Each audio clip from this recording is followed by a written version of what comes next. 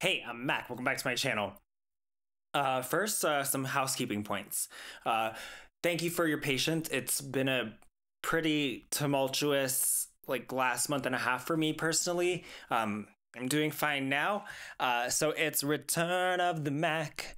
I'm excited to also announce that I am starting a second channel. It's going to be youtube.com/@MacKazelka. I was previously only using that to stream my bird feeder cam, but I'm discontinuing that in favor of a new concept. The Mac Kazelka channel is going to be mostly medium length, like less than 20-minute long education/research-based videos on topics that are interesting to me. And what does that mean? I'm glad you asked. Here are some video topics that are going to be in the pipeline for that channel. How can Death Valley and Mount Whitney be right next to each other? That's the lowest and highest points in the contiguous US. Why do dogs love sugar while cats literally could not give less of a shit? Why does blowing on a candle put it out, but fanning flames makes them strengthen and spread? And why does water put out a fire? What actually are glaciers, and why elevation doesn't tell you how tall a mountain is? So if any of that is of interest to you, head over there and subscribe and click the bell. It's just something I've been thinking about doing for a long time, but I want to keep this channel to the criticism and callouts and commentary of scammers, liars, grifters, and cheaters. That is, this is the house of attack, and we must protect its sanctity. Amen. Let's get into the meat of today's video, or I also have an Impossible Burger of today's video as an option. If you're concerned about the ingredients in a cosmetic or personal care product, your internet search will very likely lead to the website of the Environmental Working Group, whose glossy skin deep database purports to be a trove of reputable science-based information about the health hazards associated with just about any ingredient, organized neatly into an easy-to-understand score from 0, which represents no hazard, to 10, representing a very hazardous product. But just who is the Environmental Working Group? Are they trustworthy? Should you support them? In this video, we're going to find out. The Environmental Working Group was founded in 1993, and according to them, their mission is spotlighting harmful industry standards, speaking out against outdated government legislation, and empowering consumers with breakthrough education and research. Okay. Well, they're probably best known for their skin deep database, so let's examine. Let's start with, I don't know, toothpaste. So if you go in to the toothpaste category, this is what comes up. There are 12 toothpaste products on this page. I want you to guess, how many of them do you think have fluoride? Oh, wait, I'm sorry. 2 of these are actually tooth powder, not toothpaste. How silly of me. A completely normal thing to apply to your teeth. If you guessed that just one of these 12 products contains fluoride, you are, number 1, very cynical, and 2, very correct. Well, at least all of these toothpastes are labeled for adults. Nope. We've got a fluoride-free toothpaste for kids from Attitude brand. A fluoride-free toothpaste for kids. Well, it's not a big deal, right? I mean, it won't work as well, but it'll still do something to prevent cavities, huh? This has been studied repeatedly, and the results are always the same. Fluoride-free toothpaste has absolutely no effect whatsoever on cavities and tooth decay. So, you know, not impressed with their toothpaste recommendations here. Let's look at another example of an ingredient that the Environmental Working Group is on the warpath about, okay? Retinol palmitate. They will frequently assign a score of 8 to 10, which is their high hazard category, to any product that contains a form of vitamin A, particularly retinol palmitate. Retinol palmitate is what's known as a storage form of vitamin A, and in most animals, it is the most common form of vitamin A in the body. The Environmental Working Group talks about it like it is the most dangerous thing ever invented, sure to cause horrific birth defects and cancers in every shape, size, and color imaginable. They base this all on a single study from the National Toxicology Program of the United States that was conducted in 2012 on mice. Yeah, it's a mouse study. Now, before we even look at the methods and actual results of this study and any potential issues with it, we first need to talk about the problem with studies conducted on mice. This may come as a complete and utter shock to you, but mice and humans are actually different animals. Many middle or high school science textbooks will say something to the effect of, mice are very similar to humans, so they are frequently used as lab animals, which is more vague of a statement than you might initially realize. What does similar mean? I mean, yes, mice are more similar to humans than flatworms or birds or lizards or fruit flies or frogs, but they're not that similar. Like, the last common ancestor between mice and humans existed almost 90 million years ago. Hell, I mean, like 300 million years ago, we had a common ancestor with fucking dinosaurs. So let's re-examine why mice are actually used. Mice are used as lab animals not only because they're similar to humans in the sense that they're also mammals, but also importantly, let's be real, because they multiply like crazy. So you can get a virtually unlimited number of mice very quickly as long as you provide enough food and water and space.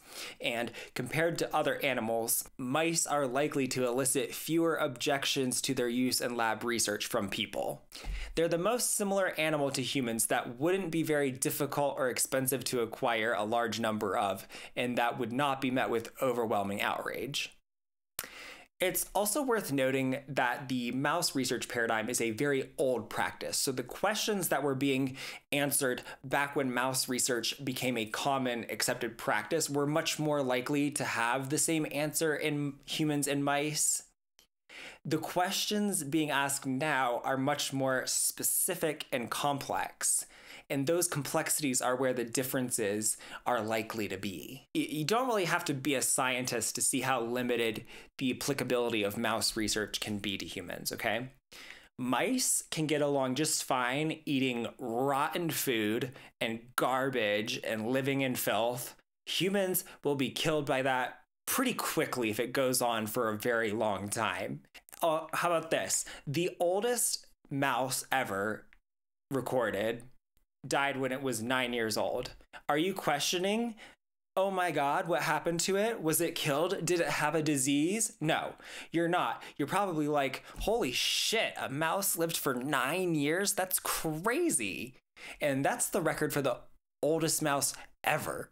The average for captive pet mice, so these are like mice in ideal conditions by mouse fanciers, is about 2 years. And still, if you hear that a mouse died when it was 2 years old, you're like, that sounds normal. That's unremarkable. When a human dies at 2 or at 9, it's shocking. It's a tragedy with absolute certainty. It means that something terrible has happened because humans don't die at 2 or 9 unless something terrible and tragic has happened, because mice and humans are extremely different. They're so different that one species has an average lifespan 40 times longer than the other. So you can say that XYZ chemical made a group of mice die 2 months earlier than another group of mice, but it's worth keeping in mind that being a mouse made the mice die 936 months sooner than a group of humans, okay? Mice are also just generally much more susceptible to cancer.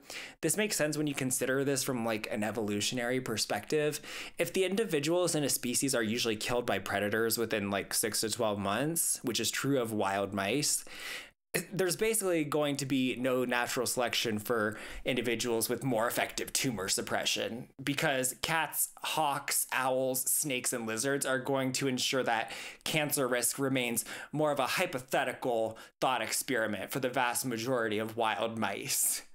If a mouse has more offspring, it's going to be because they were better at avoiding getting eaten by a predator, or worse, getting tortured and slowly killed for entertainment by the sadistic murder species we refer to as house cats. But those are just the issues that come up with any research on mice. Now let's consider a study of a topical product.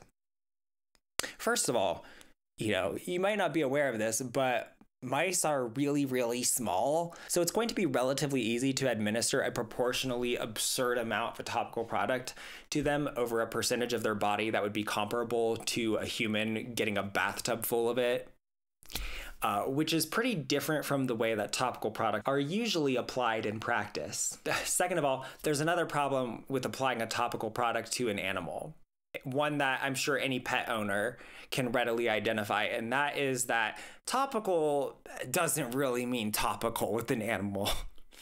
Because what's going to happen is you're going to apply that cream to them, and then they're going to immediately go try to get it off of themselves by licking themselves or rubbing it with their paws and licking their paws. And mice happen to be pretty fastidious about stuff that's in their fur. Some of it's going to be eaten.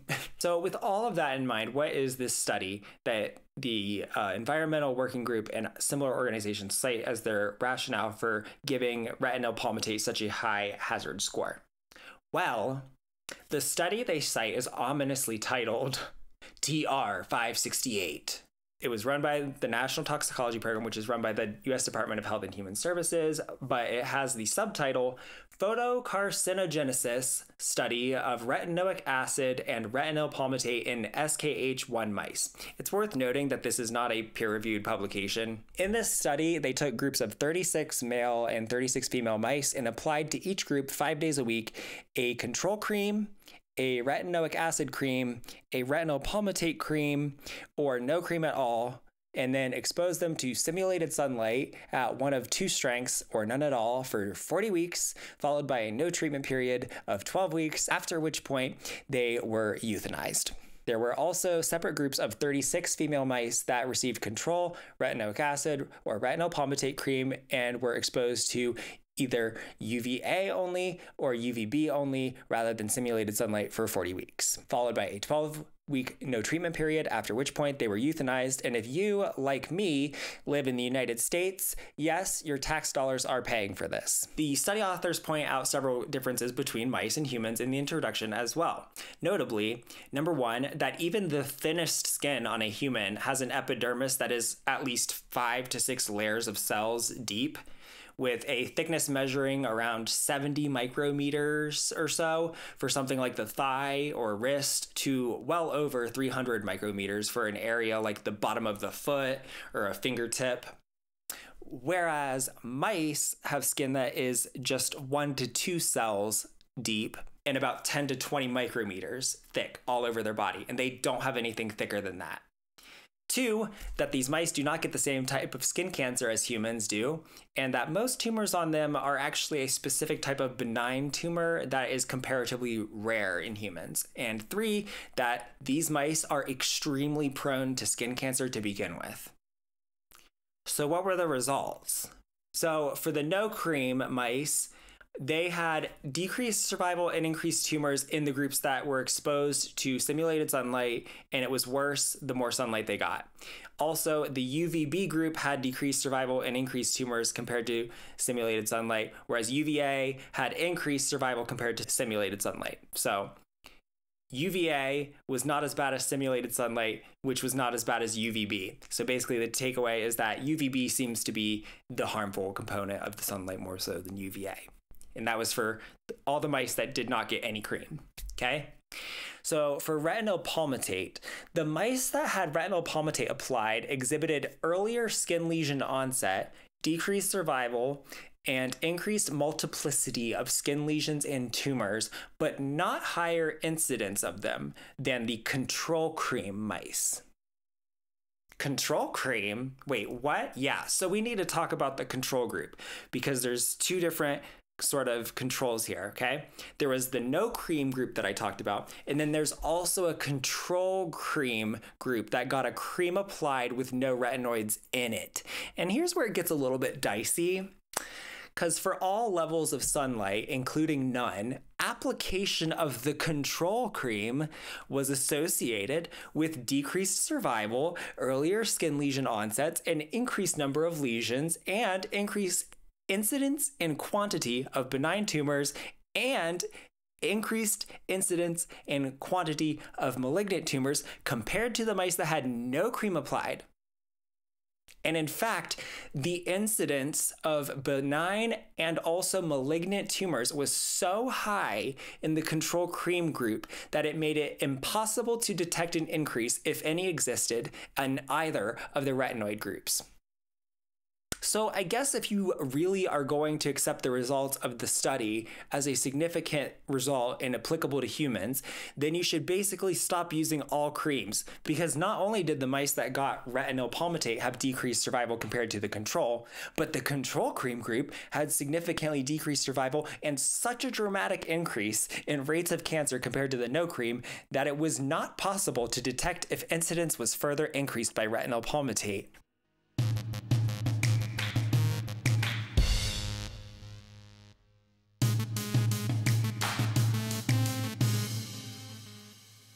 But what does EWG say?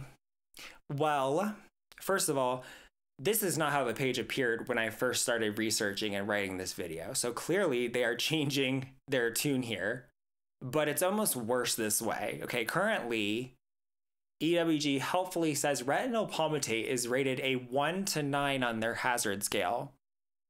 Their hazard scale, I remind you, ranges from 1 being the least harmful up to 10 being the most harmful. So they've rated it basically the entire scale. They further clarify that products with this ingredient are allowed for use in EWG verified, but must meet use restrictions and warnings based on EWG review of company data. This ingredient score is higher if used in product forms that are inhalable, for example, sprays and powders. Because of respiratory concerns, the score is lower if used in product forms that have lower risk of inhalation, like solids and liquids. This ingredient score is higher if used in products that may not meet industry safety guidelines or US and international government requirements. The score will be lower if used in products that meet these safety guidelines and requirements. Okay, what are you talking about? Respiratory concerns? Who the fuck was talking about any type of respiratory anything with regard to vitamin A? And how does that address the skin cancer thing that you are alleging to be super relevant here? Oh, I know. Okay, you know what? Let's click through to the data source portion, okay, and see where it might be coming from. Oh, it's blank. Okay, so there's literally nothing here under data sources or under any of these reference fields. And according to the EWG, that level of evidence is rated fair. Okay, so what the fuck did this page say before? Well, thanks to the Wayback Machine, just a couple of months ago when I started writing this script, EWG was rating retinol palmitate a 9 out of 10, the second highest level of hazard, classifying as unacceptable and disqualifying any product containing this vile, venomous vitamin from being EWG verified due to what they claimed was moderate risk of cancer, high risk of developmental and reproductive toxicity, and high use restrictions. A pretty terrifying list of dangers without any details or context, isn't it? And now I'm going to prove to you that the primary goal of the Environmental Working Group is to scare you, not to inform you. They might also inform you, but if they have to choose between scaring you and informing you, they're going to pick scaring you because it advances the interests of the organic, cosmetic, and organic food industries who pay the Environmental Working Group for the opportunity to have their product EWG verified. And so they exaggerate, or more commonly, intentionally use vague language to make everything sound as dangerous as they possibly can. And I'm going to prove to you that they don't even believe themselves. So let's look at the details here, okay? Use restrictions. The first concern it lists under use restrictions is, quote, violation of government restrictions, banned or found unsafe for use in cosmetics, and citing, quote, open scientific literature. There is no excuse for having a statement this vague and extreme and not providing any clarification or citation of what exactly open scientific literature they are referring to and where it was found to be unsafe or in what localities it was banned. Because it is not banned. Because it was never found to be unsafe for use. If I had to guess, it was probably referring to some instance of a product being tested and the result was above the legally permitted concentration or something. But I guess we will never know because they didn't tell us what they meant by that. And they didn't tell us what they meant by that because it was scarier not to do so. It vaguely states that its use is, quote, prohibited or restricted in Canadian cosmetics, unquote. And this is how you know their goal is first and foremost to scare you, not to inform you. Because if their intent was to inform you, they wouldn't say it vaguely like that, because a simple Google search of retinol palmitate restriction Canada immediately finds the details, which is that retinol palmitate is permitted at a concentration up to 1% in cosmetics and personal care products. But that doesn't sound scary, does it? So they don't say that, especially because it would be devastating to the mouse study they love so much, in which 0.1% of retinol palmitate caused increased tumors in the mice, but Canada allows 10 times higher concentrations of it, eh? There's no excuse for wording that situation that way. There's just not, okay? What was the next category? We got developmental and reproductive toxicity. This is where it starts to get straight up irresponsible and kind of absurd, because the first bullet point they have is the terrifying line, known human reproductive toxicant. Once again, according to, quote, open scientific literature, unquote, that we simply have to take their word on, I guess. Oh, but the next line is, okay, quote, limited evidence of reproductive toxicity, unquote. Okay.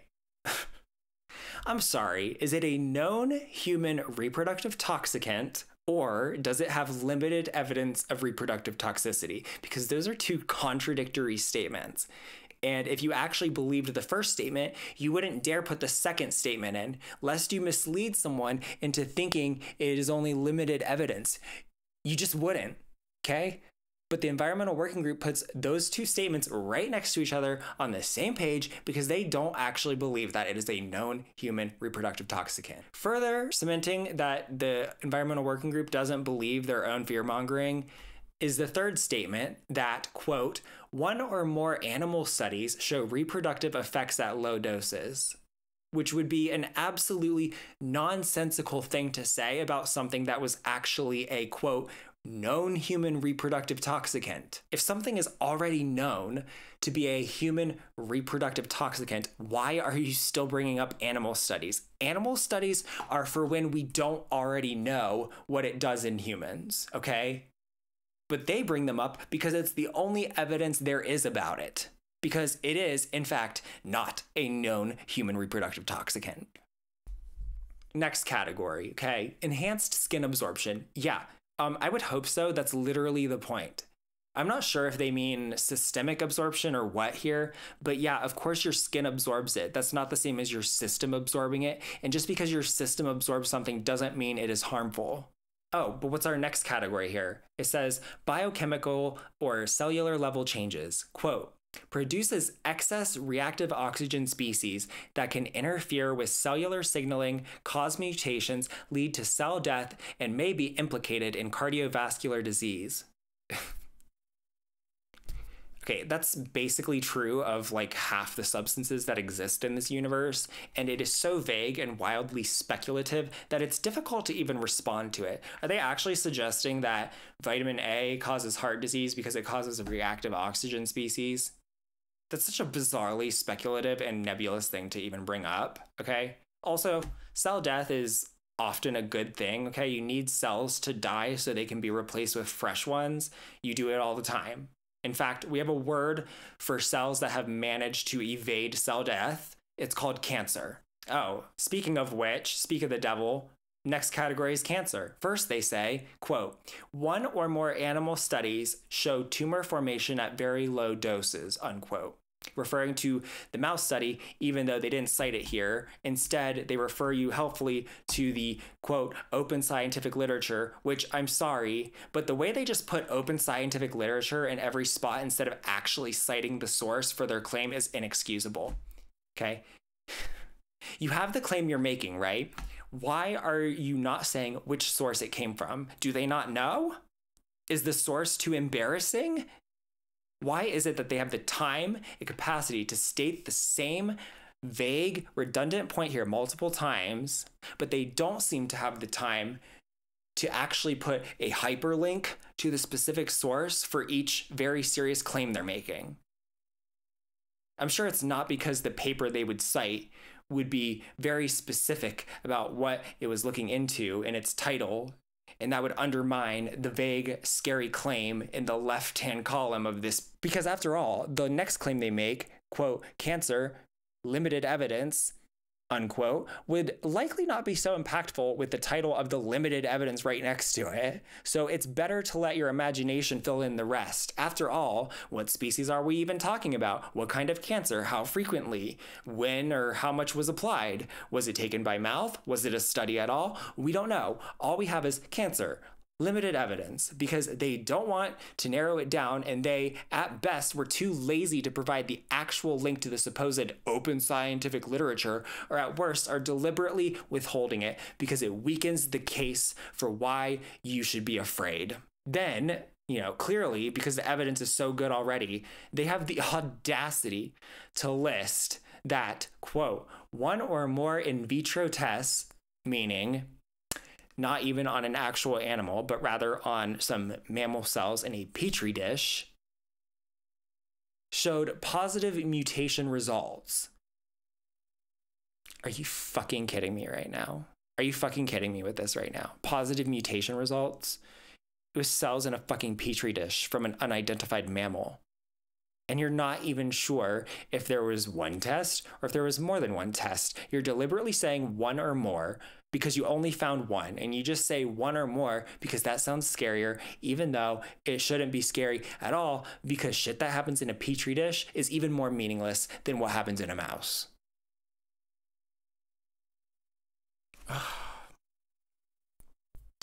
Okay, but they're not done, right? They next have the audacity to claim the following, okay?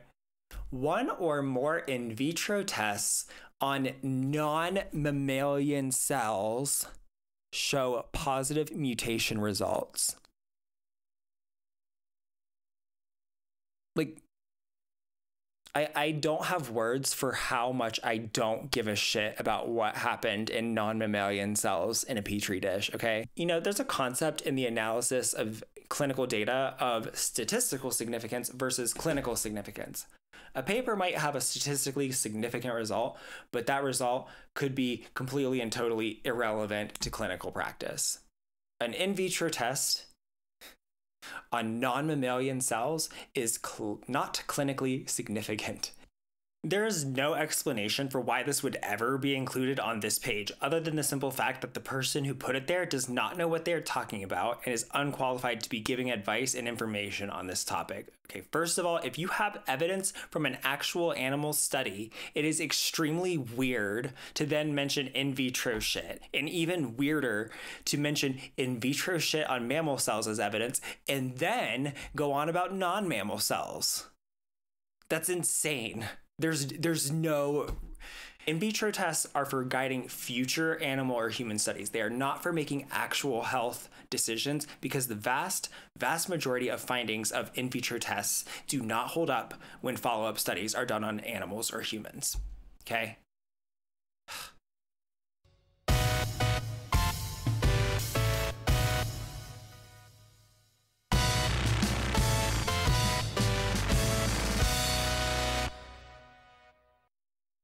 So, what's the harm in saying that something is harmful when it is not? You can never be too cautious, right? Bullshit, you can't be too cautious. You absolutely can be too cautious, especially when the thing you're being cautious about causes you to be less cautious about another thing that is actually a bigger risk. See, retinal palmitate, despite their sudden walkback of their previous hardline red alert stance on it, is still one of several reasons why they will only give the EWG verified certification to mineral sunscreens. So a lot of other ones contain vitamin A, but the other reason is that they assert that other sunscreen compounds are toxic, like this Walmart branded sunscreen that they rate 10 out of 10, their most hazardous rating, okay? So here's the thing. You know what definitely causes more cancer than every single chemical used as a sunscreen on the earth combined? the sun. And while I'm sure it seems like a very easy choice for the wealthy crunch parents that make up the president and VPs of the Environmental Working Group, all of whom earn well over $200,000 a year and are provided with first-class travel on flights over 2 hours, not everyone can afford to pay over $5 an ounce for a mineral sunscreen. But from the way the Environmental Working Group fearmongers here, they essentially imply that the other FDA-approved sunscreens are so dangerous you should just go without. And what, pray tell, do they say these 10 out of 10 extremely hazardous, red alert, for God's sake don't put that sunscreen on your body risks are? Well, let's see. So for enhanced skin absorption, they say it is a penetration enhancer, which frankly sounds like they're using sunscreen as lube, and that it absorbs into the skin, which is kind of the entire point of this product. Again, absorbing into the skin, it does not mean that it absorbs systemically. And just because something is absorbed in small amounts systemically does not mean that it is harmful, okay? All that says is that it gets absorbed. And the source provided is once again unspecified and uncited open scientific literature, because I guess they went to the trouble of retrieving and carefully reading scientific literature, but it was just too gosh darn hard to tell us what exactly they read and where we can see it ourselves. It is very difficult. Can you imagine citing a source, or worse, the death march of exhaustion that is pasting a hyperlink? Perish the thought. We'll just have to take their word for it, I guess. Next up, we've got biochemical or cellular level changes, where they report that it produces excess reactive oxygen species and can interfere with cellular signaling, cause mutations, and lead to cell death, and may be implicated in cardiovascular disease. But then also that it does not produce excess reactive oxygen species or other harmful biochemical changes. Oh, okay. I can definitely see how they arrived at the rating of good for their evidence on this one. Jesus. Okay, well, maybe it's the allergies and immunotoxicity thing, which is in no way a strange set of things to combine, and is totally not a word choice motivated by a desire to make allergies sound scarier than they are, because after all, since this is a topical product and not a systemic one, it might make them look a bit silly if it seemed like they were rating this product a 10 out of 10 extreme hazard because there's a chance if you have an allergy to an ingredient in it and you use it anyway, you might get like a rash or swelling. And it's not something, you know, you would need to check a site like this for. You would just look at the ingredients and see if what you are allergic to is in it. So very strange wording there. I can't possibly imagine what motivated that. And then they say it's a possible human photoallergenic toxicant or allergen. I don't know what the fuck photoallergenic toxicant is supposed to mean, but I'm going to assume that they mean can become an allergen in the presence of sunlight. But I'm sure that this word choice was in no way motivated by the fact that just saying it's an allergen could maybe just possibly make it sound like they're really exaggerating the danger here. This ingredient is an 8 out of 10, and the product overall is a 10 out of 10, high hazard rating. Okay, according to them, this is as hazardous as it gets, you guys. Not only that, but it says here that one or more human case studies show significant photoallergenic or allergenic effects. One or more human case studies. Case studies. Is there a gas leak in here? Am I being trolled? Are you fucking kidding me with this? Do we understand what a case study is? A case study is basically where a medical provider writes something for publication to a journal that basically says, this is what happened once to one person, and it was abnormal to such an extreme degree that I actually felt I should write this and submit it. Oh, but then the next point is limited evidence of immune system sensitization, toxicity, or allergies. Again, the word choice here. Allergies are immune system sensitivity. Causing an allergy is immune system sensitization.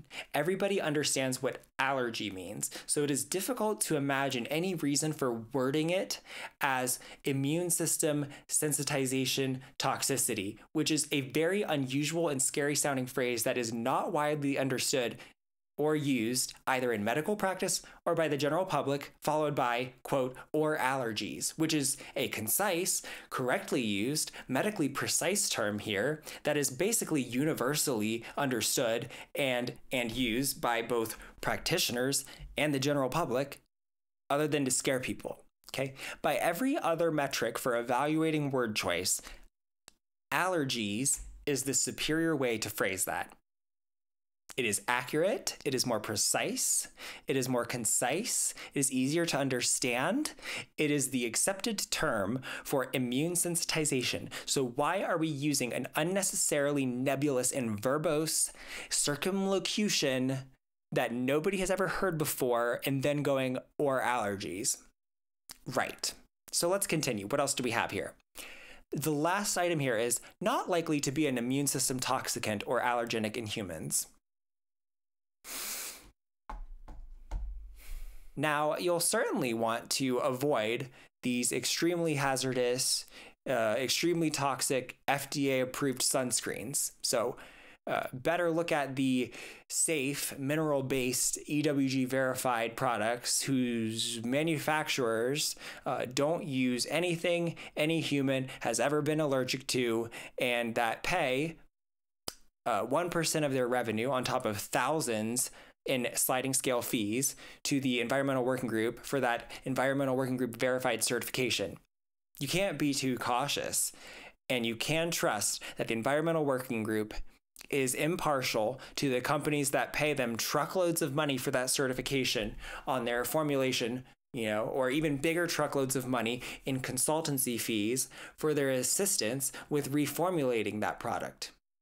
And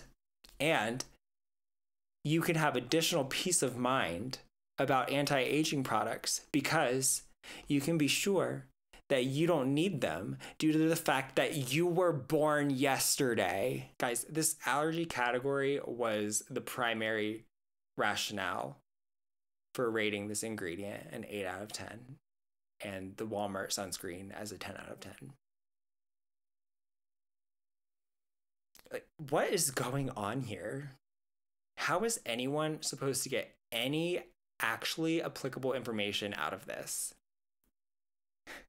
To even reach a useful conclusion from this absolute contradictory, vague mess here, I would have to examine the supposed open scientific literature that, once again, they don't even bother to mention a single article of anywhere here because they're not looking to inform you, they're looking to scare you because they don't even believe themselves about the harms they purport to be concerned about. Because if they honestly believed this was serious and this much of a hazard, they wouldn't summarize it by immediately undercutting every single claim and not providing any sources to back it up.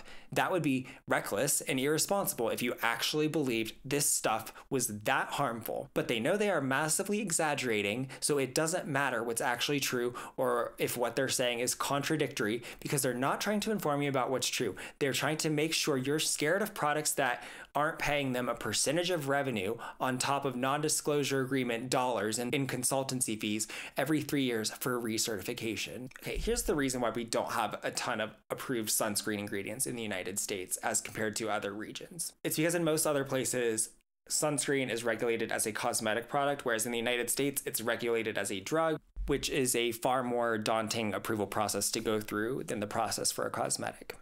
But it's also a lot more rigorous with regard to safety and efficacy.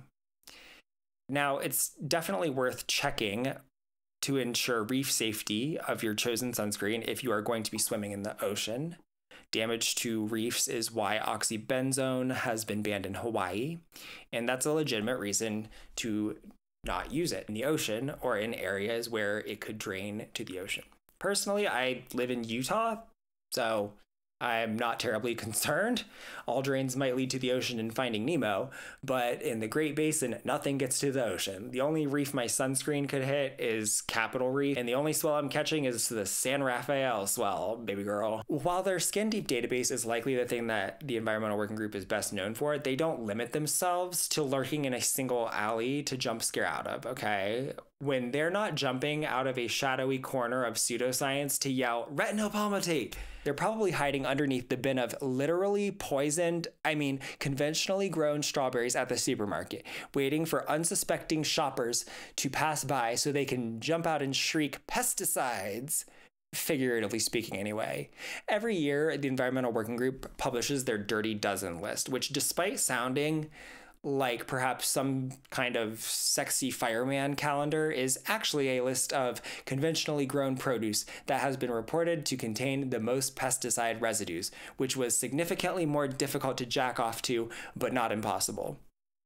The data they use comes from the US Department of Agriculture because despite how they act like there's some sort of cover-up or conspiracy, the USDA does very extensive testing on produce sold in the United States and reports that data in a publicly available format. Common suspects on this Crunchy Mom Most Wanted list are fruits and vegetables that grow close to the ground, like strawberries, because they're accessible to larger numbers of pests, or that are especially prone to mold, like peaches, nectarines, or again, strawberries. I swear, like, you look away from strawberries for 1 second and then you look back, mold. And so those tend to have an antifungal agent applied after harvest, although peaches and nectarines, which are actually the same fruit, and they're also my favorite, to the point that you'd think I would have dropped dead right now, according to the Environmental Working Group, are so prone to mold that they can even mold while they're still on the tree. Side note, here's a quick guide on like mold on food, okay? All right. If hard cheese has mold that isn't supposed to be there, you need to cut at least 1 inch around the mold and discard that, and then you can use it. If it's soft cheese that's moldy, throw it out unless the mold is supposed to be there. Bread, throw it out and stop putting your bread in the fridge. Bread should never be in the refrigerator. Bread should either be at room temperature or frozen. Putting bread in the refrigerator doesn't slow down mold growth, and it makes it go stale a lot faster. For firm fruits and vegetables, which would be like peppers, cabbages, carrots, you can use it after cutting 1 inch around the moldy spot and discarding that. Soft fruits and vegetables, like peaches, tomatoes, strawberries, throw it out. Yogurt, throw it out. Cooked pasta, throw it out. Meat, throw it out as it's supposed to be there, like some kinds of salami. Don't sniff the moldy item, okay? You already know it's moldy, so there's no need to sniff it, okay? It's a bad idea to inhale mold. Okay, returning from our side note. According to the Environmental Working Group, the Dirty Dozen, meaning the 12 fruits and vegetables that were most contaminated with pesticides for 2024 are green beans, blueberries, cherries, bell and hot peppers, apples, nectarines, pears, peaches, grapes, kale, collard, and mustard greens, spinach, and strawberries. And can I add that they also say that the average American eats about 8 pounds of fresh strawberries per year, which I don't know, that seems like a lot of strawberries. And that's supposed to be the average? I don't know, but according to the Environmental Working Group, we are fucked because along with that 8 pounds of strawberries, we're allegedly eating dozens of pesticides, including chemicals that have been linked to cancer and reproductive damage or that are banned in Europe. Okay, just because something is banned in Europe doesn't mean it's going to kill you. I'm not sure when Europe became our gold standard for knowing when something is dangerous. It seems to only be the gold standard when the danger being claimed is nebulous and difficult to detect, okay? And they certainly dropped the ball with thalidomide, where the US FDA refused to approve it, but it received approval for morning sickness in Europe, resulting in thousands and thousands of babies being born with extreme birth defects like missing limbs, whatever. There are many problems here with this report, but the big issue is nowhere in it does the Environmental Working Group specify which pesticides were detected, how much of the pesticide was detected.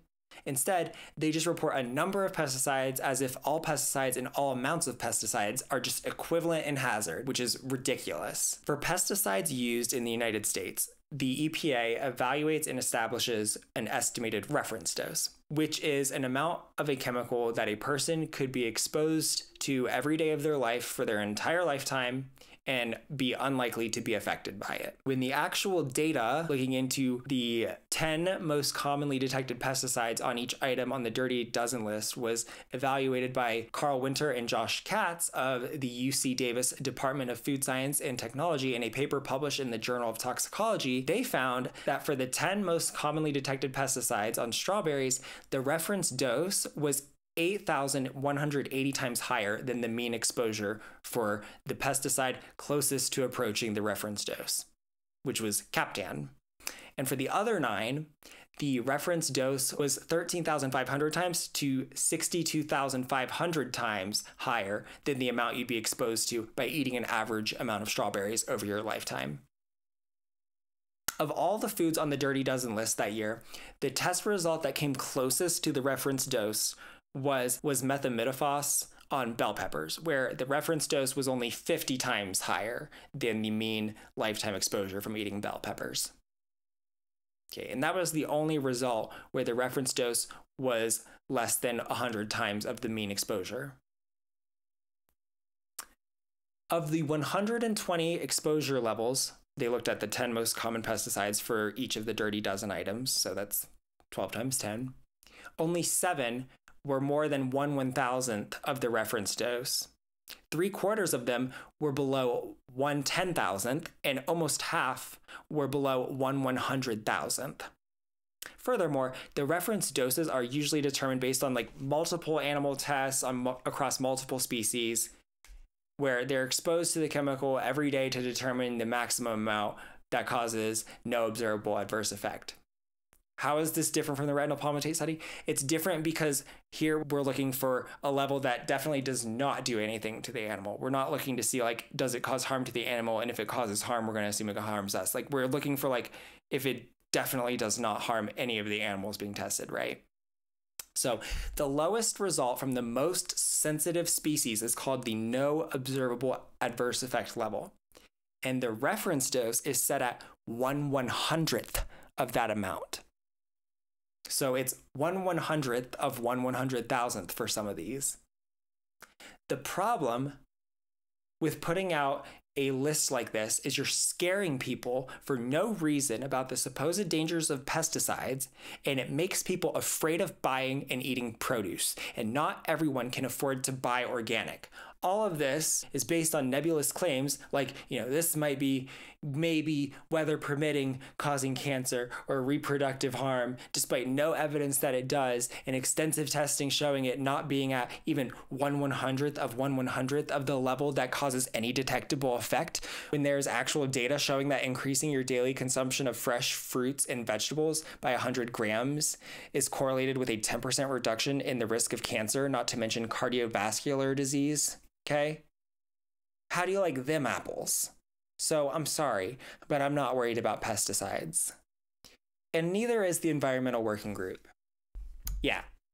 Once again, they don't even believe themselves, because despite talking and acting like conventional produce is nuclear waste, when cornered and pressed on the issue of the Dirty Dozen list, the Environmental Working Group president, Kenneth Cook, said, quote, "We recommend that people eat healthy by eating more fruits and vegetables, whether conventional or organic." Right. Because they know damn well that the danger of pesticides is minimal to non-existent, especially compared to the risk of poor diet. If pesticides were anywhere near the level of danger they imply that they are, he would not say that when cornered on the issue, but they're not dangerous. Poor diet is dangerous. So that's what he says. But that's not what they put in their headline, is it? There's nothing wrong with choosing to buy organic, whether it's just because you feel better about it or for environmental reasons or what have you. Personally, I just buy whichever one looks better. If the organic apples look better, I get those. If the conventional ones look better, I get those. Except for eggs. Okay? Eggs, I always buy organic because that relates to how the chickens are treated. And organic eggs are treated the best of any of the classifications. But telling people that they shouldn't buy conventional produce because it is somehow dangerous is just completely flat out wrong, because if that's what you can afford, it's better to buy and eat more produce irrespective of pesticides, because produce is really good for you and pesticides are very carefully studied and monitored, which is a good thing, because 23% of organic produce also has pesticide residues. But the Environmental Working Group isn't going to tell you that, because that doesn't advance the interests of big organic. Otherwise, you'd really think they'd warn you about that as well.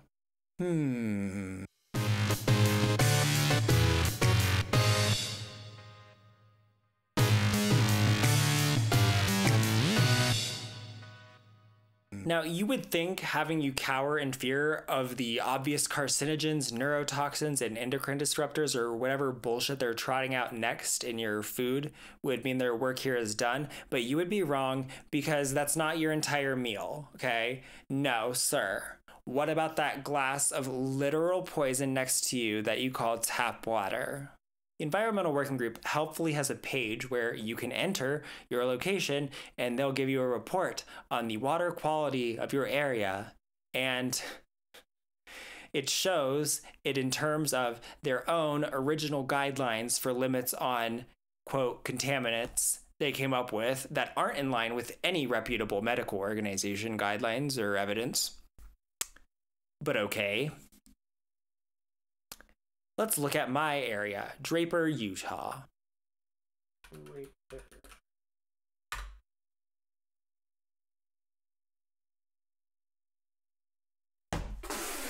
Oh my God, you guys, I'm gonna die. The arsenic is 517 times the Environmental Working Group's made up guideline limit. Well, let's click on the details button, okay? That is, if I'm still alive long enough to read it. I must not have much time left. Save yourself, Jedediah. I ain't gonna make it. Oh, wait. Actually, the legal limit, it says, is 10 parts per billion, and the water here is 5 times lower than that at 2 parts per billion. And it says right here under how can I be exposed to arsenic, that when arsenic concentrations in drinking water are below 10 parts per billion, the dominant source of arsenic is actually food, because plants naturally accumulate arsenic from the soil. So it's a bit strange to zero in on our drinking water when in fact, most of the arsenic we're exposed to comes from natural sources and plants. Apparently, California has set a public health goal of 4 parts per trillion, but no other state has followed suit with that goal, with the reason being that the cost benefit doesn't make sense economically.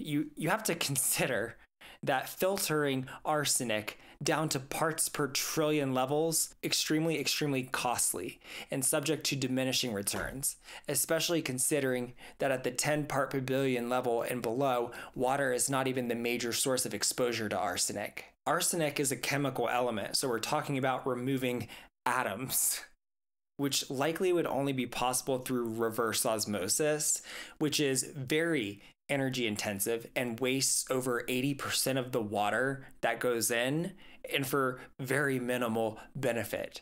That's not a good use of public resources when that money could be better spent on programs with lower costs and greater health benefits.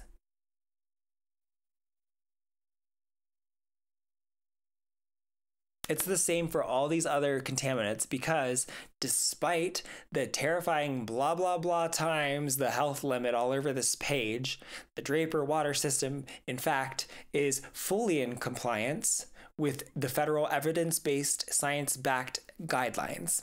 So why, pray tell, would the Environmental Working Group go to the trouble of creating their own guidelines with levels hundreds of times below the federal guidelines?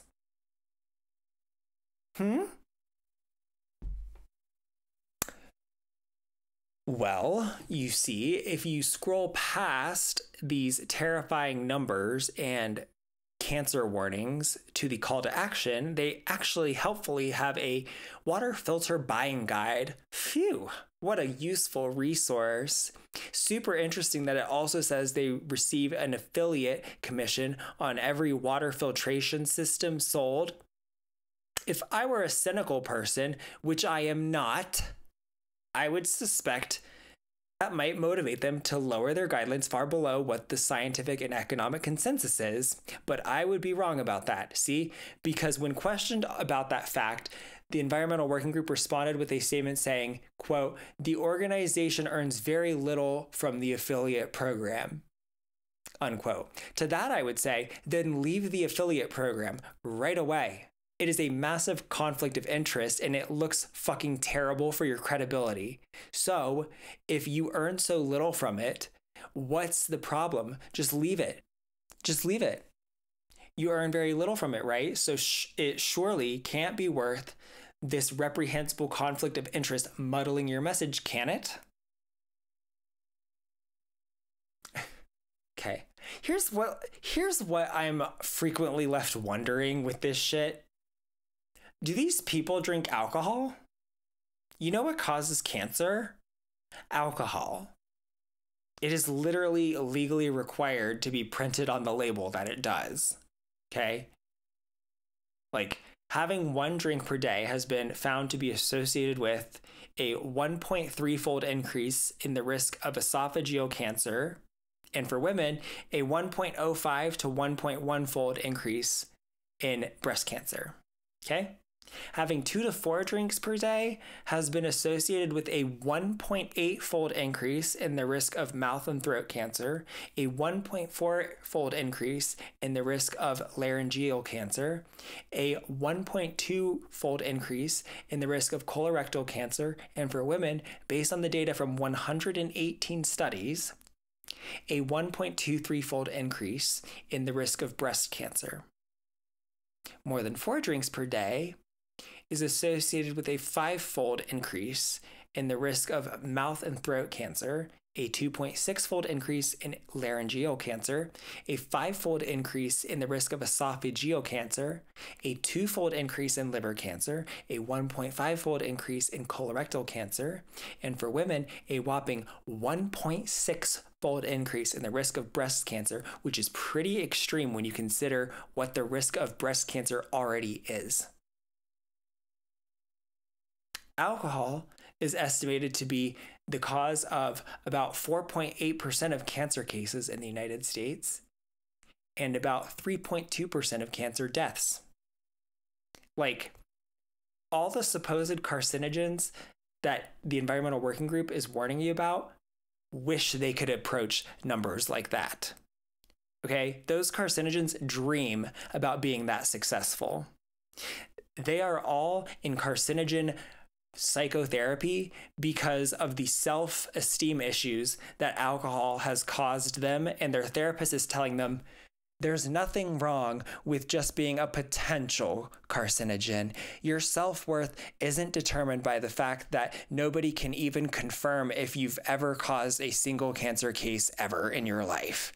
You can't compare yourself to alcohol. But yet, here we are trying to convince governments to invest billions of dollars into reverse osmosis to remove something that, at worst, has a 1 in a million rate of causing cancer. Cost-benefit analysis can seem harsh and cold, but we don't have unlimited resources, so we have to make economic decisions that get the most bang for the buck. It just seems like the priorities here are all jacked up. You will never be able to escape all risk. So you have to consider the size of the risk and the cost of avoiding it and if it is worth it to you. Like, okay, how many plutonium atoms do you think are in your body right now? Go ahead. Guess. I'll wait. On average, a human body in 2024 contains 180 billion plutonium atoms, which for basically anything other than atoms and molecules is a lot of something. But for atoms, it's very, very little, barely anything. But it is there. It doesn't affect you because there's not enough of it to affect you, because the amount of something matters. All of this is bad enough, but it's not even close to the most heinous, outrageously irresponsible, pseudoscientific trash that the Environmental Working Group has actually had the nerve to put out there and stand beside. You see, in 2004, they published an article titled Overloaded question mark, reporting that scientists have identified a signature metabolic impairment or biomarker in autistic children that strongly suggests that these children would be susceptible to the harmful effects of mercury and other toxic chemical exposures. And it's basically the old claim that autism is mercury poisoning, which does not even make sense to begin with, okay? Because mercury poisoning is an actual thing that actually happens to actual people sometimes, and the symptoms are muscle weakness, poor coordination, numbness in the extremities, skin rashes, anxiety, memory problems, difficulty speaking, vision impairment, hearing impairment, which are not the symptoms that we see in autism, okay? They're just not. And where do you think they say this mercury is coming from? Where? Take a guess.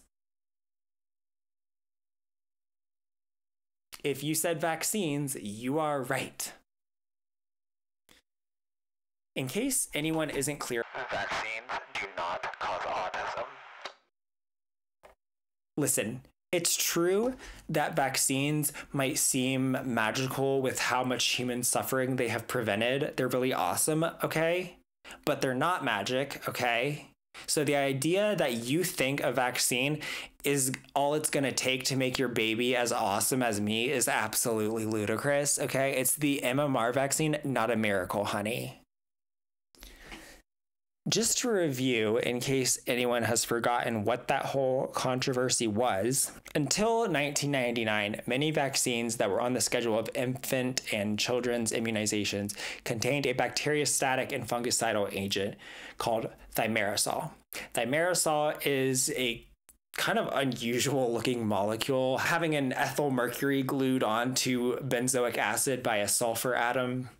It was introduced into vaccine formulations after numerous cases of people being killed by bacterial contamination of multi-dose vaccine vials, including one incident in Australia in 1928 when 21 children were injected with diphtheria vaccine from a multi-dose vial, and tragically, 12 of those children died of an infection with Staphylococcus that had contaminated the vial. As a result of that and similar incidents, since 1968, multi-dose vaccine vials have been required to contain preservatives. This only applies to multi-dose vials. There's no risk of contamination with a single-dose vaccine because it's only being used once, whereas a multi-dose vial is being punctured multiple times. Thimerosal is used because it is very effective in preventing growth of a large range of bacteria and fungi. It does not affect the efficacy of the vaccine, and it works at very, very, very low concentrations. So very little of it is required compared to other preservatives. Typically, thimerosal-containing vaccines had a concentration of 0.001% to 0.1%, which would mean about 50 micrograms of thimerosal per dose, which would be about 25 micrograms of mercury. This is approximately the amount of mercury contained in a 3-ounce can of tuna fish. It has a long and well-documented history of being very safe and very effective. But despite this, the FDA ordered manufacturers of US licensed vaccines to reformulate and remove thimerosal as a precautionary measure, and since 2001, no vaccines recommended for children 6 years and younger contain thimerosal in the United States. Similar situation in Europe. Outside of the United States and Europe, thimerosal-containing vaccines are still in wide use, especially in poorer countries where the cost of single-dose vaccines and refrigeration for the vaccines is simply a non-starter, and the thimerosal is needed. To the surprise of literally nobody educated on the matter, rates of autism have continued to rise despite the elimination of thimerosal from vaccines. It is a simple case of correlation and causation. Autism rates have risen because more people are becoming aware of it, and access to diagnosis is increasing, and thus more children are being diagnosed with it. And wouldn't you know it, the age when you're getting a lot of vaccinations is right around the age when the signs of autism would start to become obvious. That's it. Okay, it's like autism isn't becoming more common, it's just becoming more commonly diagnosed. Okay, go figure. The Environmental Working Group had this garbage on their website until 2014, at which point they quietly removed it. What a mystery. I wonder why ever they would remove this clearly very accurate and very sound article about an actual, very real, credible danger. Maybe it's because it isn't true, sounds insane, and almost certainly in its decade-long tenure on the Environmental Working Group website, killed more people than every pesticide in the Dirty Dozen combined. Probably. It wouldn't be far-fetched. I guess we'll never know why, because they didn't publish anything about having it taken down. You'd really think they would want to correct the record on all that misinformation they spread and passed off as being legitimate research, but unlike a scientific organization, the Environmental Working Group does not admit when they were wrong, ever. They just quietly hide it without correcting the record or publishing a retraction, because the Environmental Working Group is not a scientific organization. They're a pseudoscientific, fear-mongering, industry and lobby group that seeks to advance the interests of big organic. To conclude, no, the Environmental Working Group is not a trustworthy organization and is not a good resource to consult about anything. They wildly exaggerate and sometimes fabricate risks associated with a given ingredient or chemical, and provide information in wording and level of detail chosen for maximizing fear rather than maximizing accuracy and clarity. They do not properly interpret studies. Their conclusions are frequently self-contradictory and confusing, and when cornered, in the case of produce, will recommend that you ignore their advice. They spread dangerous misinformation, like about vaccines, for decades, and they do not address it or publish corrections or retractions. 10 out of 10. Unacceptable. Do not use. I've been Mac. Peace out. Bye!